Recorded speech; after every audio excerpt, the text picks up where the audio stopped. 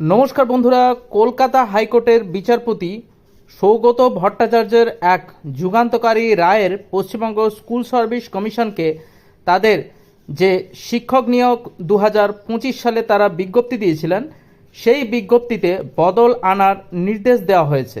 এই নির্দেশ অনুযায়ী সুপ্রিম কোর্টের দ্বারা চিহ্নিত টেন্টেড বা অযোগ্য প্রার্থীদের আর নতুন করে নবম থেকে দশম শ্রেণীর শিক্ষক নিয়োগের পরীক্ষাতে বসাতে পারবেন না। এই রায়টি শিক্ষক নিয়োগ প্রক্রিয়ার স্বচ্ছতা আনার একটি গুরুত্বপূর্ণ পদক্ষেপ হিসেবে দেখা যাচ্ছে।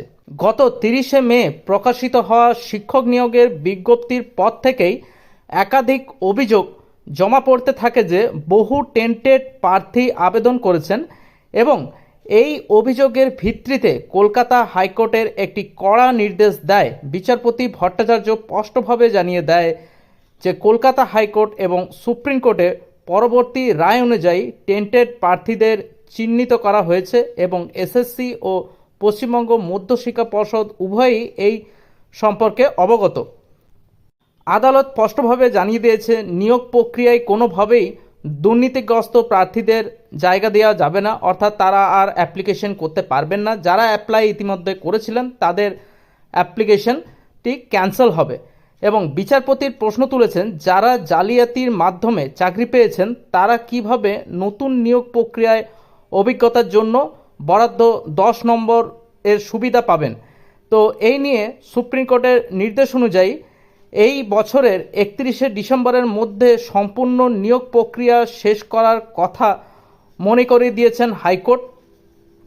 এসএসসির আইনজীবী বিশ্বরূপ ভট্টাচার্য জানিয়েছেন যে এই নির্দেশ কার্যকর করা কঠিন হবে এবং এর বিরুদ্ধে তারা উচ্চতর আদালতে যাওয়ার কথা ভাবছেন। তবে হাইকোর্ট তাদের এই আবেদন খারিজ করে দিয়েছে। চাকরি প্রার্থীদের একাংশ আদালতে এই রায়ের স্বাগত জানায় এবং তাদের মতে এই রায়ের ফলে আসল যোগ্য প্রার্থীরা কিছুটা হলেও সুবিচার পাবেন। তবে অন্য একটি অংশ আবার হতাশ করছে। তাদের মতে এই রায়ের যোগ্যতার মানদণ্ড বা শূন্য পদের সংখ্যা কমানোর মতো বিষয়গুলি কোনো সমাধান সূত্র মেলেনি। সব মিলিয়ে কলকাতা হাইকোর্টের এই রায় শিক্ষক নিয়োগের প্রক্রিয়ার একটি নতুন দিশা দেখিয়েছেন, এমনটাই কিন্তু বলা যেতে পারে। এখন দেখার বিষয় এসএসসি কিভাবে এই নির্দেশ কার্যকর করে আগামী দিনে এই নিয়োগ প্রক্রিয়াকে একটা স্বচ্ছ ও দুর্নীতিমুক্ত করতে পারে। দেখা হচ্ছে পরের ভিডিওতে। আজ এই পর্যন্তই, ধন্যবাদ।